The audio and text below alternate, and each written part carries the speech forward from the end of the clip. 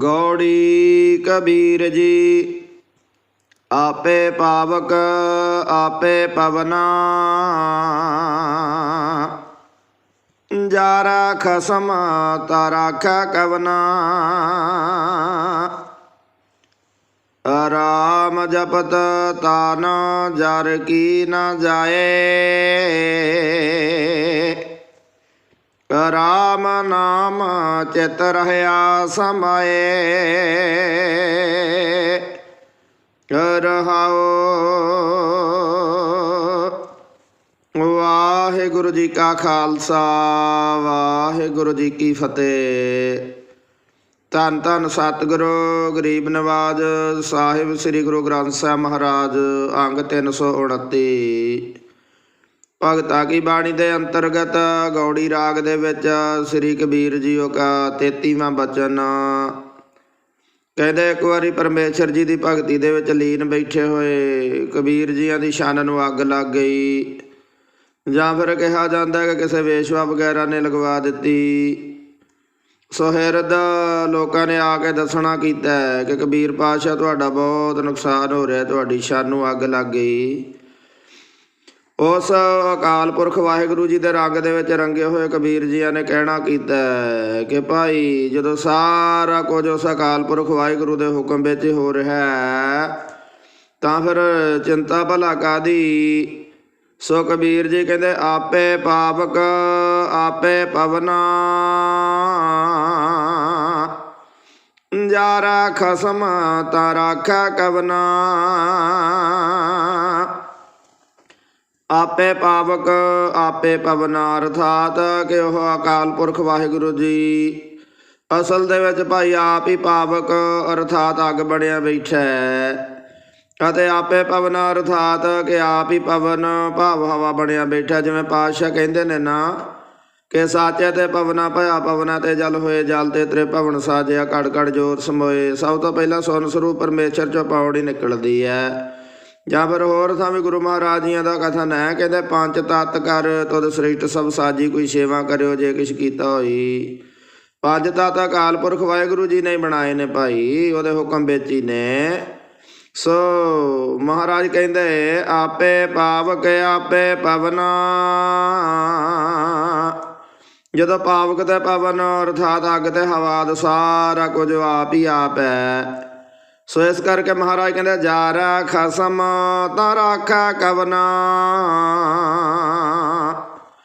ਜਾਰਾ ਖਸਮ ਤਾਂ ਰਾਖਾ ਕਵਨਾ ਅਰਥਾਤ ਕਿ ਜੇਕਰ ਉਸ ਖਸਮ ਨੇ ਉਸ ਮਾਲਕ ਨੇ ਉਸ ਅਕਾਲ ਪੁਰਖ ਵਾਹਿਗੁਰੂ ਜੀ ਨੇ ਹੀ ਜਾਰਨਾ ਹੋਇਆ ਸਾੜਨਾ ਹੋਇਆ ਤਾਂ ਭਲਾ ਮਹਾਰਾਜ ਕਹਿੰਦੇ ਰੱਖੇਗਾ ਕੌਣ, ਤਾਂ ਰਾਖਾ ਕਵਨਾ ਬਚਾਵੇਗਾ ਕੌਣ ਭਾਈ ਜੇ ਉਹਨੇ ਹੀ ਸਾੜਨਾ ਹੋਇਆ। ਤੇ ਭਾਵ ਕਿ ਕੋਈ ਵੀ ਨਹੀਂ। ਔਰ ਰਹੀ ਗੱਲ ਮਹਾਰਾਜ ਕਹਿੰਦੇ ਸੜਨ ਦੀ, ਅੱਗੋਂ ਰਹਾਉ ਵਾਲੀਆਂ ਪੰਕਤੀਆਂ ਦੇ ਵਿੱਚ ਪਾਤਸ਼ਾਹ ਕਿਰਪਾ ਕਰਦੇ ਹਨ। ਕਹਿੰਦੇ ਰਾਮ ਜਪਤ ਤਾਨ ਜਰ ਕੀ ਨਾ ਜਾਏ, ਰਾਮ ਨਾਮ ਚਿਤ ਰਹਿਆ ਸਮਾਏ। ਰਹਾਉ ਰਾਮ ਜਪਤ ਤਾਨ ਜਰ ਕੀ ਨਾ ਜਾਏ ਅਰਥਾਤ ਕਿ ਉਸ ਰਾਮ ਜੀ ਨੂੰ ਉਸ ਅਕਾਲ ਪੁਰਖ ਵਾਹਿਗੁਰੂ ਜੀ ਨੂੰ ਜਪਦਿਆਂ ਹੋਇਆਂ ਮਹਾਰਾਜ ਕਹਿੰਦੇ ਉਸ ਦਾ ਸਿਮਰਨ ਕਰਦਿਆਂ ਹੋਇਆਂ ਤਨ ਜਰ ਕੀ ਨਾ ਜਾਏ ਅਰਥਾਤ ਕਿ ਬੇਸ਼ੱਕ ਇਹ ਤਨ ਇਹ ਸਰੀਰ ਇਹ ਦੇਹ ਬੇਸ਼ੱਕ ਮਾਰੇ ਕਹਿੰਦੇ ਸੜ ਵੀ ਕਿਉਂ ਨਾ ਜਾਵੇ, ਭਾਵ ਕਿ ਉਸ ਦੀ ਪ੍ਰੇਮਾ ਭਗਤੀ ਦੇ ਦੌਰਾਨ ਤਾਂ ਸਾਨੂੰ ਉਸ ਦੇ ਹੁਕਮ ਦੇ ਵਿੱਚ ਸੜ ਕੇ ਮਰਨਾ ਵੀ ਪ੍ਰਵਾਨ ਹੈ। ਕਿਉਂਕਿ ਮਹਾਰਾਜ ਕਹਿੰਦੇ ਰਾਮ ਨਾਮ ਚਿਤ ਰਹਿਆ ਸਮਾਏ। ਰਹਾਉ ਅਰਥਾਤ ਕਿ ਹੁਣ ਤਾਂ ਸਾਡਾ ਚਿੱਤ ਉਸ ਅਕਾਲ ਪੁਰਖ ਵਾਹਿਗੁਰੂ ਜੀ ਦੇ ਉਸ ਰਾਮ ਜੀ ਦੇ ਨਾਮ ਦੇ ਵਿੱਚ ਪੂਰੀ ਤਰ੍ਹਾਂ ਸਮਾਇਆ ਹੋਇਆ। ਪਾਤਸ਼ਾਹ ਕਹਿੰਦੇ ਭਾਵ ਕਿ ਉਸ ਅਕਾਲ ਪੁਰਖ ਵਾਹਿਗੁਰੂ ਜੀ ਦੇ ਪ੍ਰੇਮ ਦੇ ਵਿੱਚ ਭਿੱਜਿਆ ਹੋਇਆ ਗੜੋ ਚਾਲੀ ਨਾ ਪੂਰੀ ਤਰ੍ਹਾਂ। ਅੱਗੋਂ ਦੂਸਰੇ ਪਦੇ ਦੇ ਵਿੱਚ ਬਚਨ ਦੇ ਮਹਾਰਾਜ ਪ੍ਰਭੂ ਦੇ ਭਗਤਾਂ ਵਾਲੀ ਬੇਪਰਵਾਹੀ ਦਾ ਇਜ਼ਹਾਰ ਕਰਦਿਆਂ ਆਪਣੇ ਪ੍ਰਤੀ ਚਿੰਤਾਤੁਰ ਲੋਕਾਂ ਨੂੰ ਮੁਖਾਤਬ ਹੋ ਕੇ ਕਥਨ ਕਰਦੇ ਹਨ। ਕਹਿੰਦੇ ਕਾ ਕੋ ਜਰਾ ਕਾਹੇ ਹੋਏ ਹਾਨ, ਨਾਟ ਵਟ ਖੇਲਾ ਸਾਰਗ ਪਾਨ। ਕਾਕੋ ਜਰੈ ਕਾਹੇ ਹੋਏ ਹਾਨ। ਕਾਕੋ ਜਰੇ ਅਰਥਾਤ ਕਿਹ ਭੋਲੇ ਪੁਰਸ਼। ਇਹ ਸਾਡੇ ਸੁਹਿਰਦ ਮਿੱਤਰ, ਕਾਕੋ ਜਰੇ ਕਿਹਦਾ ਘਰ ਸੜਦਾ ਜਾਂ ਕਿਹਦਾ ਘਰ ਸੜ ਰਿਹਾ। ਕਾਹੇ ਹੋਏ ਹਾਨ ਅਰਥਾਤ ਕਿ ਕਿਸ ਦੀ ਹਾਨੀ ਹੁੰਦੀ ਹੈ, ਕਿਹਦੀ ਹਾਨੀ ਹੋ ਰਹੀ ਹੈ, ਕਿਹਦਾ ਨੁਕਸਾਨ ਹੋ ਰਿਹਾ। ਭਾਵ ਕਿ ਕਿਸੇ ਦਾ ਵੀ ਨਹੀਂ, ਸਾਡੀਆਂ ਅੱਖਾਂ ਦੇ ਨਾਲ ਵੇਖਣਾ ਕਰ ਰੁੱਖਾਂ। ਸੋ ਹੈ ਭਾਈ ਕਬੀਰ ਜੀ ਕਹਿੰਦੇ ਨਾ ਤਾਂ ਕਿਸੇ ਦਾ ਘਰ ਹੀ ਸੜਦਾ ਅਤੇ ਨਾ ਹੀ ਕਿਸੇ ਦਾ ਕੋਈ ਨੁਕਸਾਨ ਹੁੰਦਾ ਹੈ। ਔਰ ਅਸਲੀਅਤ ਤਾਂ ਇਹ ਹੈ ਕਿ ਕਬੀਰ ਪਾਤਸ਼ਾਹ ਕਹਿੰਦੇ ਨਾਟ ਵਟ ਖੇਲਾ ਸਾਰਗ ਪਾਨ। ਸਾਰਗ ਪਾਨ, ਸਾਰਗ ਨਾਮੀ ਧਨੁੱਖ, ਧਨੁੱਖ ਜਿਹੜਾ ਨਾ ਜਿਹਦੇ ਹੱਥ ਦੇ ਵਿੱਚ ਹੈ। ਪਾਨ ਕਹਿੰਦੇ ਹੱਥ ਨੂੰ, ਸਾਰਗ ਇੱਕ ਧਨੁੱਖ ਦਾ ਨਾਂ ਹੈ। ਮਹਾਰਾਜ ਉਹ ਪਰਮੇਸ਼ਰ ਨੂੰ ਕਹਿੰਦੇ ਨੇ ਸਾਰਗ ਪਾਨ ਜਿਹੜਾ ਧਨੁੱਖ ਧਾਰੀ ਹੈ। ਅਤੇ ਨਾਟ ਸਵਾਂਗੀ ਨੂੰ ਕਹਿੰਦੇ ਨੇ ਜਿਹੜਾ ਤਰ੍ਹਾਂ ਤਰ੍ਹਾਂ ਦੇ ਰੂਪ ਵਟਾ ਕੇ ਵਟਾ ਕੇ ਜਿਹੜਾ ਖੇਲਣਾ ਕਰਦਾ ਹੈ। ਮਹਾਰਾਜ ਕਹਿੰਦੇ ਨਾਟ ਵਟ ਖੇਲਾ ਸਾਰਗ ਪਾਨ ਅਰਥਾਤ ਕਿ ਅਸਲ ਦੇ ਵਿੱਚ ਉਹ ਸਾਰਗ ਪਾਨ ਅਰਥਾਤ ਧਨੁੱਖਧਾਰੀ ਪਰਮੇਸ਼ਰ ਆਪ ਹੀ ਨਾਟ ਬਣਿਆ ਬੈਠਾ, ਭਾਵ ਸਵਾਂਗੀ ਬਣਿਆ ਬੈਠਾ, ਜੋ ਆਪ ਹੀ ਸਾਰੇ ਜੀਵਾਂ ਅਥਵਾ ਭਗਤਾਂ ਦੇ ਨਾਲ ਤਰ੍ਹਾਂ ਤਰ੍ਹਾਂ ਦੇ ਭੇਸ ਵਟਾ ਕੇ ਰੂਪ ਵਟਾ ਕੇ ਮਾਰੇ ਕਹਿੰਦੇ ਖੇਡ ਰਿਹਾ। ਸੋ ਇਸ ਕਰਕੇ ਇਹ ਭਾਈ ਕਿਸੇ ਚਿੰਤਾ ਦੀ ਕੋਈ ਲੋੜ ਨਹੀਂ। ਜੇ ਲੋੜ ਹੈ ਤਾਂ ਕੇਵਲ ਅਤੇ ਕੇਵਲ ਉਸ ਅਕਾਲ ਪੁਰਖ ਵਾਹਿਗੁਰੂ ਦੇ ਸਿਮਰਨ ਦੀ। ਸੋ ਇਸ ਕਰਕੇ ਅੱਗੋਂ ਤੀਸਰੇ ਪਦੇ 'ਚ ਮਹਾਰਾਜ ਕਿਰਪਾ ਕਰਨ ਲੱਗੇ ਅੰਤਮ ਬਚਨ ਦੇ ਤੀਸਰੇ ਪਦੇ 'ਚ ਕਹਿੰਦੇ ਕਹੋ ਕਬੀਰ ਅੱਖਰ ਦੋਏ ਭਾਖ ਹੋਏਗਾ ਖਸਮ ਤਾਂ ਲੇਗਾ ਰਾਖ। ਕਹੋ ਕਬੀਰ ਅੱਖਰ ਦੋਏ ਭਾਖ ਅਰਥਾਤ ਕਿ ਆਪਣੇ ਆਪ ਨੂੰ ਮੁਖਾਤਬ ਹੋ ਕੇ ਕਬੀਰ ਪਾਤਸ਼ਾਹ ਕਥਨ ਕਰਦੇ ਹਨ ਕਿ ਕਬੀਰ ਤੂੰ ਕੇਵਲ ਅਤੇ ਕੇਵਲ ਸਵਿਵਤਾ ਦੀ ਘੜੀ ਦੇ ਵਿੱਚ ਵੀ ਇਹਨਾਂ ਦੋ ਅੱਖਰਾਂ ਦਾ ਉਚਾਰਨ ਕਰੀ ਜਾ। ਕਿਹੜੇ ਦੋ ਅੱਖਰਾਂ ਦਾ? ਰਾ ਔਰ ਮਾ।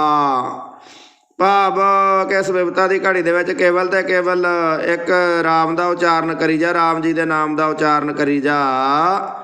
ਜਿਵੇਂ ਮਹਾਰਾਜ ਸਲੋਕਾਂ ਦੇ ਵਿੱਚ ਵੀ ਕਿਰਪਾ ਕਰਦੇ ਨੇ ਨਾ, ਕਹਿੰਦਾ ਪ੍ਰਭਾਤੇ ਤਾਰੇ ਖਿਸੈ ਤਿਉਂ ਇਹ ਖਿਸੈ ਸਰੀਰ, ਇਹ ਦੋਏ ਅੱਖਰ ਨਾ ਖਿਸੈ ਸੋ ਗਹਿਰਿਓ ਕਬੀਰ। ਕਹਿੰਦਾ ਕਿ ਜਿਸ ਤਰ੍ਹਾਂ ਪ੍ਰਭਾਤ ਵੇਲੇ ਪੌ ਫਟਾਲੇ ਦੇ ਦੌਰਾਨ ਅੰਬਰ ਵਿਚਲੇ ਤਾਰੇ ਖਿਸਕ ਜਾਂਦੇ ਨੇ, ਭਾਵ ਦ੍ਰਿਸ਼ਟੀ ਤੋਂ ਗੋਚਰ ਹੋ ਜਾਂਦੇ ਨੇ। ਭਾਈ ਇੱਕ ਦਿਨ ਇਹ ਤੇਰਾ ਸਰੀਰ ਵੀ ਮਹਾਰਾਜ ਕਹਿੰਦੇ ਤਿਲਕ ਜਾਣਾ ਹੀ ਤੇਰੇ ਹੱਥੋਂ।